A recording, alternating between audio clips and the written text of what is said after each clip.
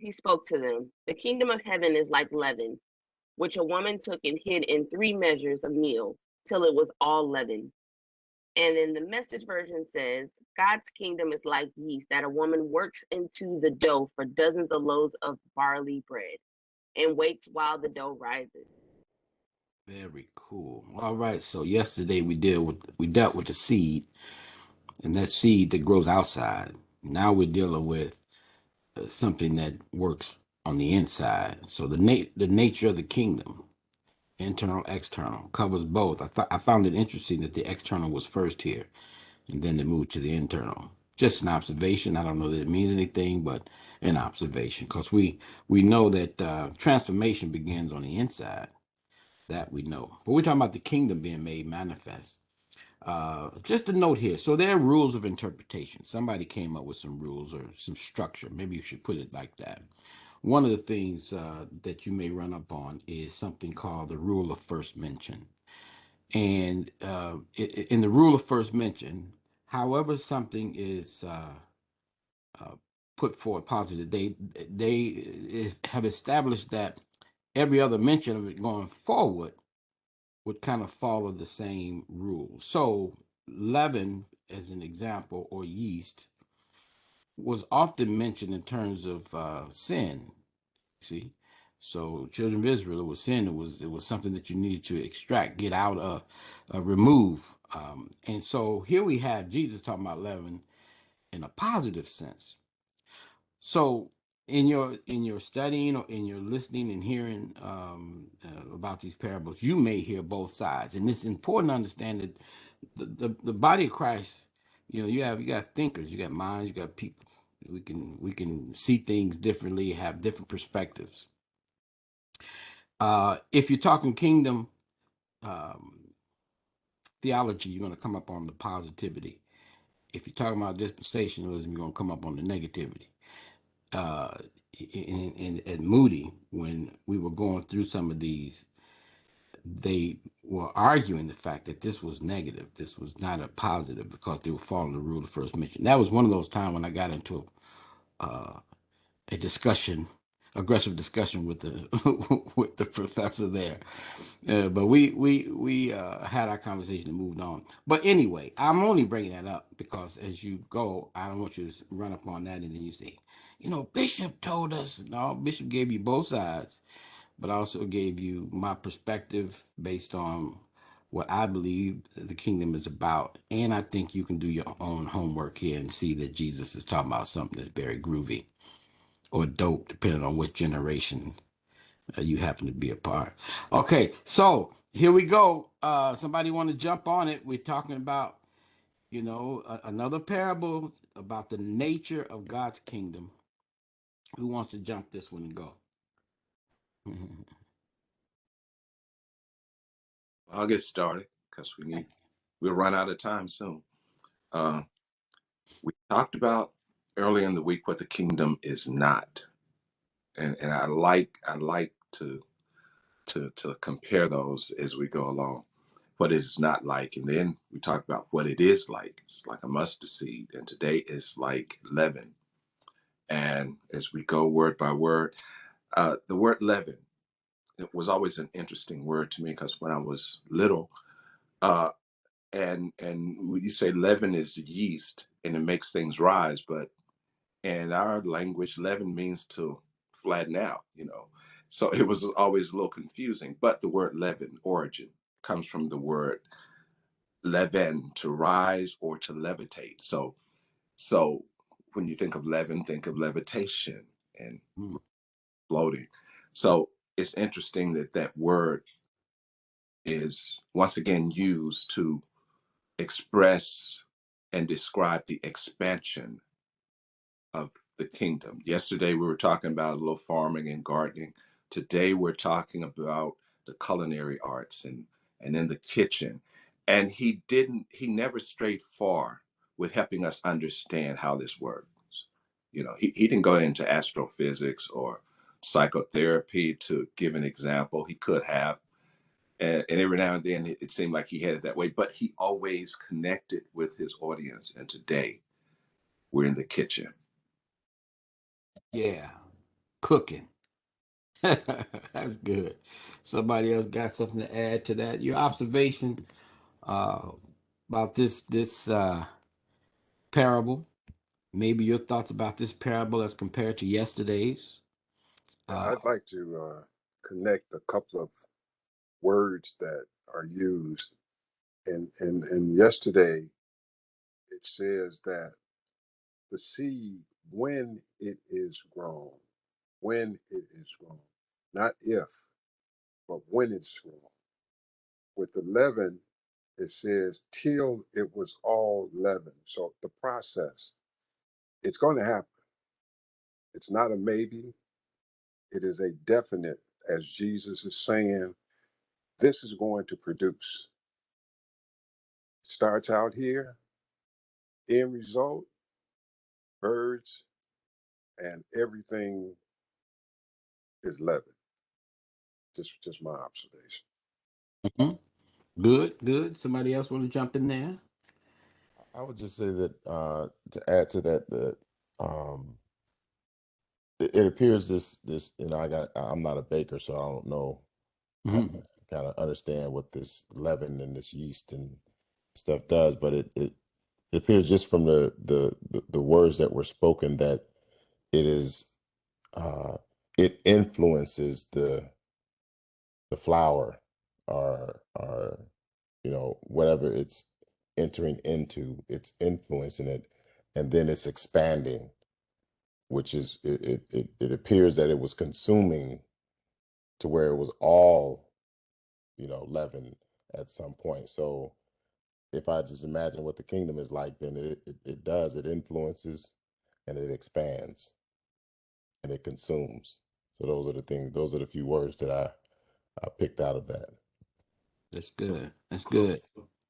Can I just add to what Myers and Dukes and uh, the other my other brother Mark shared that the leaven, it's a small amount, but when it's mixed with something else, it's able to feed so many more. And as it expands, it provides opportunity or the capacity to help or to nourish others.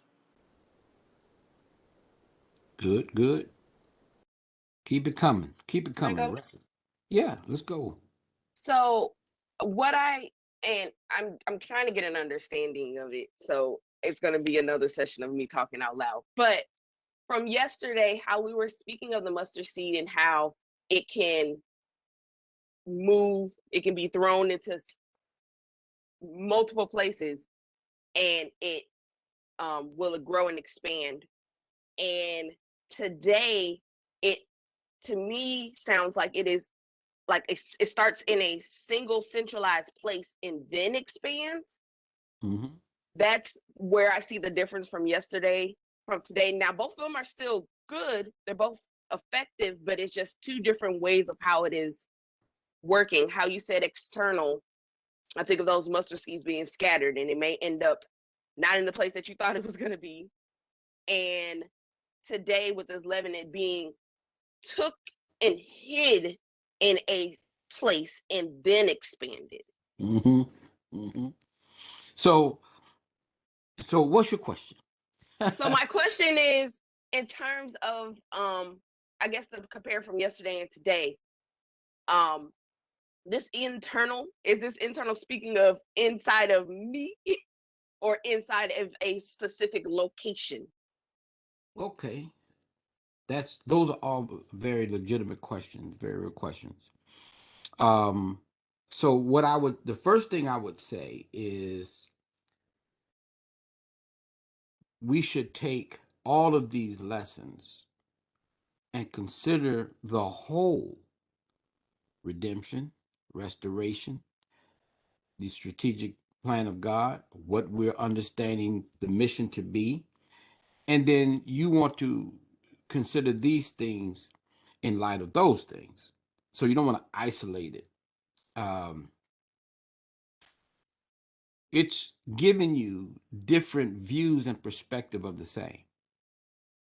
So it's showing you how does the kingdom manifest What does that look like? This kingdom, he's given them an understanding of the nature of it.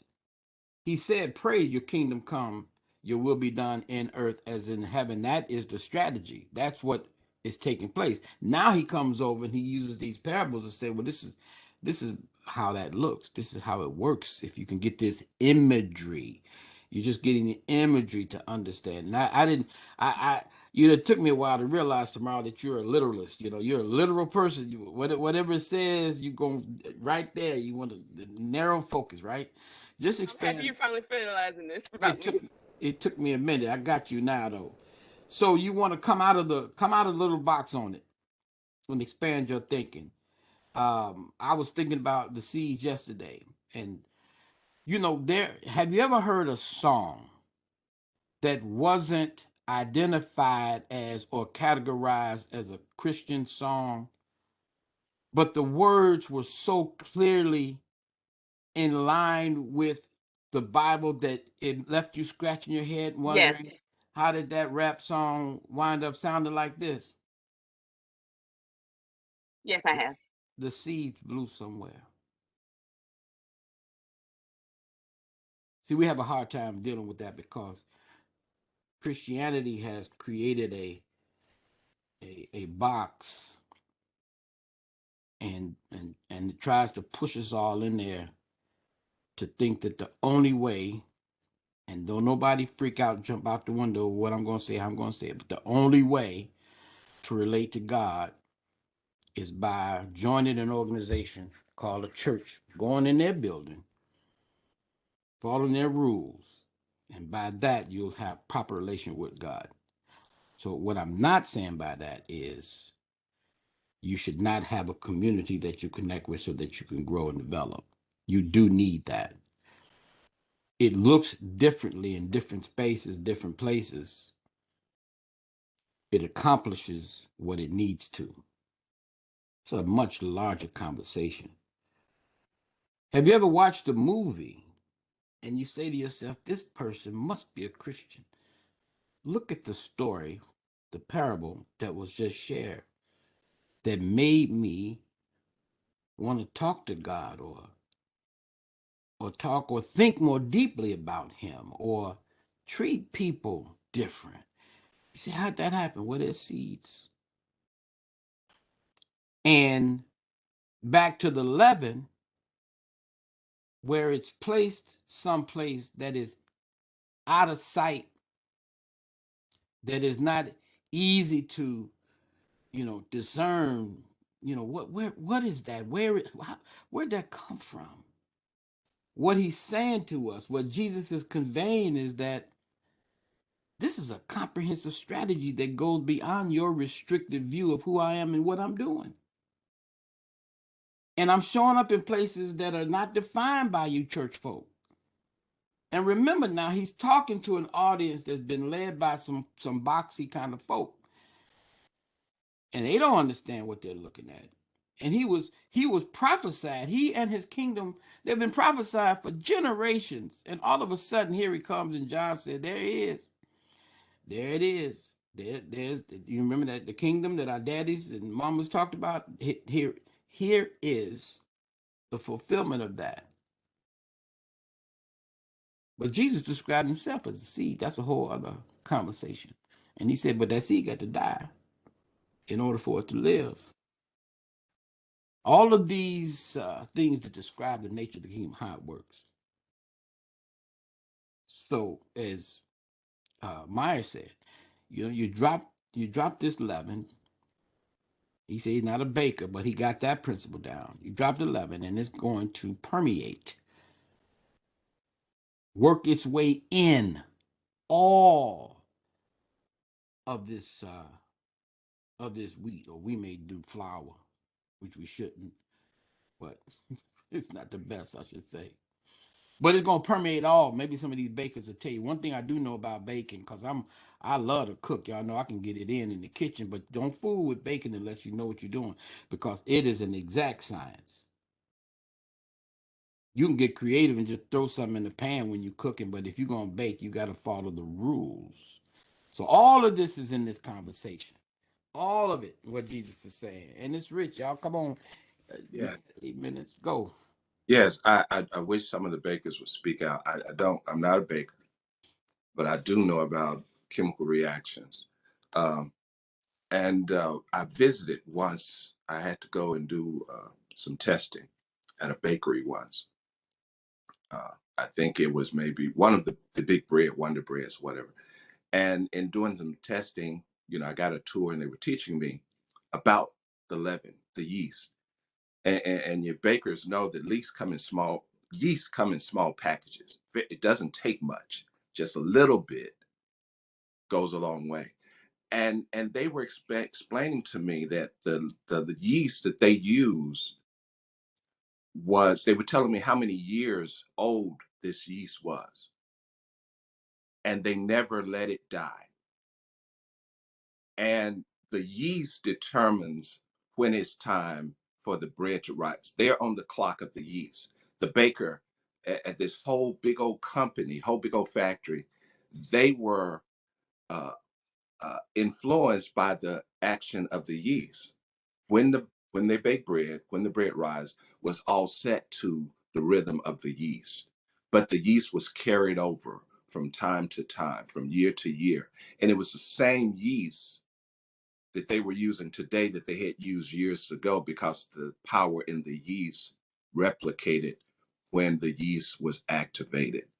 And I don't know how that works with the bakers, but I know the reaction of how the yeast grows and how it expands and how it replicates. And I love how Jesus would, whatever was at hand, he was able to tell us an analogy of the kingdom. He could pick up anything. He grab anything and, Just and tell you all about it. he And could. but there's a reason why. It is. It And is. because the nature of the kingdom is factored into nature itself. So things that function and operate in the world, they do so because of the kingdom of God. It follows those systems. It follows all of what he talks about is has to do with the culture of his kingdom. Mm.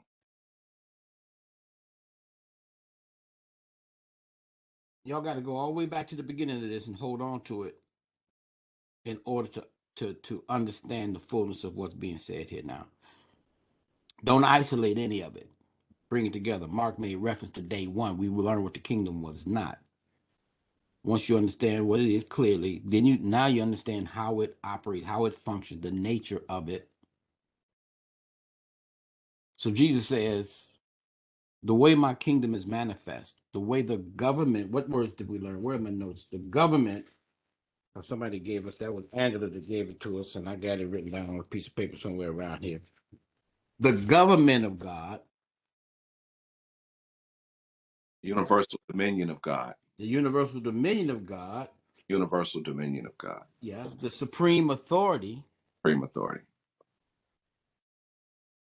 it manifests in these ways, Jesus is saying.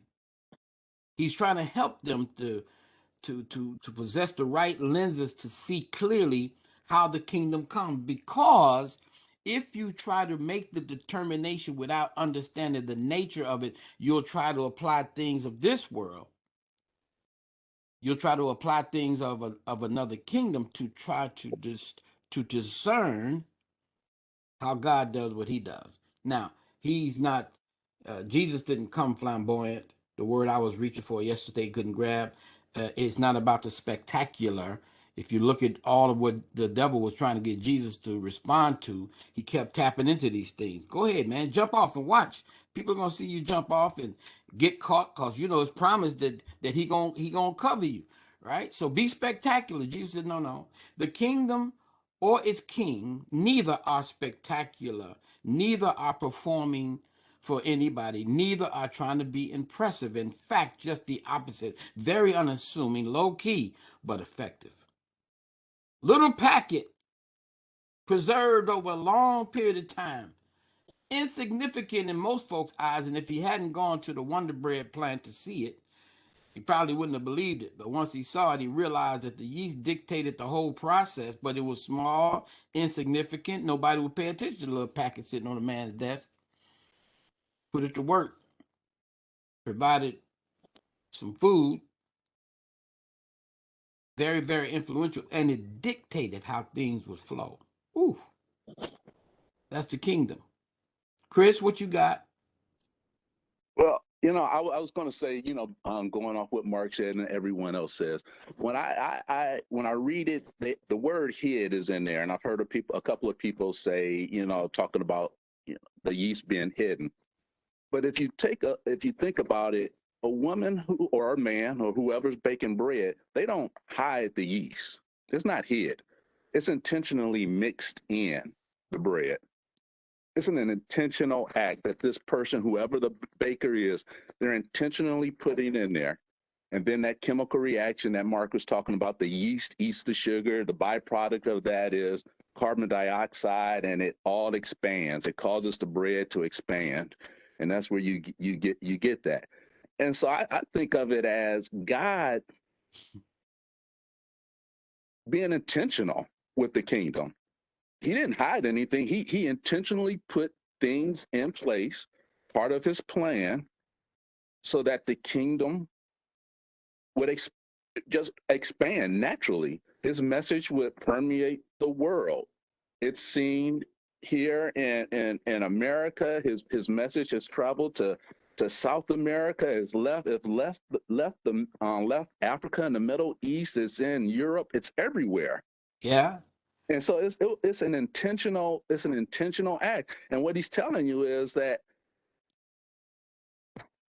you can't stop it. Once that process starts, you can't stop the process. It's going to take place. You preaching real good.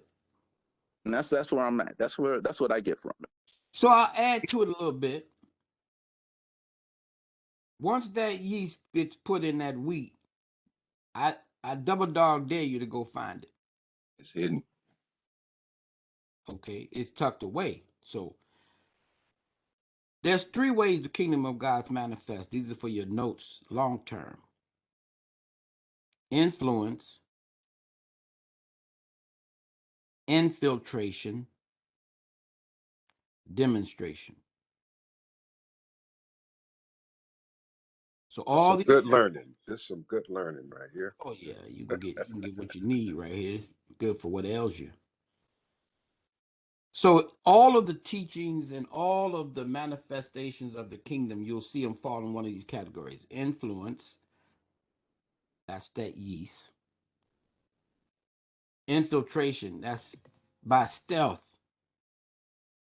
Demonstration, see the power. Man, I tell you, I think we're gonna fool around and just maybe we may stay with this for about a month. Because there's a lot to be learned, and y'all ready now. I'm going because when Chris was saying it is hidden, and that's what I was thinking. I was like, he's all up in my head because yesterday, like you said, we was talking about how insignificant it is, unseemly, like it's not even there. Then he takes this small measure and puts it in where Chris just illustrated like it's hidden. And that word hidden is something that you got to ponder when he's saying, well, it's in there and it's hidden, but it's actually also active in a part of the baking of the bread. So whatever you get, if you get a little of what's being said, what's being taught, who I am, what the kingdom is and what it is not, then that what you just said, which we learned a long time ago about the infiltration, influence, and or the influence, infiltration, and demonstration, that's been echoed for years. And that's what he's saying. He said, you get a little bit of this truth in you. What I'm depositing is that leaven, then you don't need to do a whole lot. All you need to do is tell what's happening. We've talked about it even in story share. Tell your story and see what happens. So Watch let's take them. it. So let's take it to another level, because you hit on something that Chris hit on, and this will be the last words here, but it's very, very important. So the first thing I just want to say to all of you is don't minimize yourself as a factor in this whole program. And Christians do that too much because some kind of way someone decided that the preacher was the one that had all the answers, that did all the living it, and that everybody else just kind of trailed along and didn't really have to be fully committed to anything, just be present at church service and maybe serve as an usher. Okay, but let me just move on. Yeah, usher with an R. But let me just say this. Okay, so both Chris and Derek mentioned the message being shared, being broadcast. That's not the ultimate here. That is not the goal. The goal is the manifestation of the culture of God's kingdom in heaven and in earth. There's a difference there. You see, yeah, you're right, Chris. In America, we're loaded. You can cut on social media, TV, radio, YouTube, whatever, and you can hear the words, the arguments, the debates, the articulation of what the Bible has to say. But that's not what it's about. You see, when Jesus came on the set, now you got to understand, these folk knew the Old Testament. They knew what the Bible of what the portion of the Bible that they had, which was the Bible at the time, but the writings, the collection of writings from the prophets, the psalmists, they had that and they understood it very, very well. It was information. When Jesus came, he would say, now you heard this about this, but let me tell you what it means to my kingdom and its culture. The idea is not that we are filled with head knowledge. The idea here is not that you just get a chance to know about the kingdom in ways that maybe some of your contemporaries are not familiar, and you get a chance to go about talking about it. That's not the objective. That you can just talk about, articulate, and express it in ways that, people have not heard because they've been going to church and hearing church stories all these years. No, the objective is this nature getting inside you like this yeast, consuming you, having you walk a way that you never thought about walking, living a way you never thought about living. I ain't talking about good and bad and keeping a checklist. Your very nature transformed by the renewing of your mind, taking on the mind of Christ. Now we can start working with those words and those scriptures, and we'll go back to some old thinking.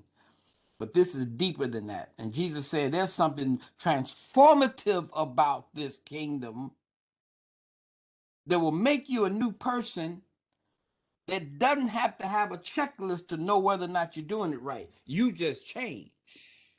And that is a process. And it starts with you. That was a question I think Tamara asked. So what does this really mean? Is it me? Is it someone asked that question? So the answer is yes. It's you and. It starts with our obedience and our submission to what we have learned to be the way of God. And that's where the kingdom begins, as that hidden substance within us that progressively and continually expands and grows, and you can't stop the process once it begins. It dictates. Yeah. So now you tomorrow having Tim in your household, you are scattering seeds. And I want you, and I preached a message about this, having confidence in the seed, trust the seed. Don't freak out when it doesn't look like what you think it should have looked like, because different seeds produce different types of plants and trees. And they germinate, they grow at different times, under different conditions, different environments. So don't freak out. You trust the seed and you trust the process. Now, if we could take the scripture that's been perverted, hijacked, and perverted, that seed time and harvest shall remain as long as. It's a process that is factored into nature. It's a process. It's the kingdom process that is there that will always work, is what it's saying. So don't freak out because it ain't growing like you thought it should grow. Trust the process. That's the end for today. We cover some bases. Tomorrow we'll be back. I know what y'all feeling. We need about 3 hours per session, but you got enough to munch on.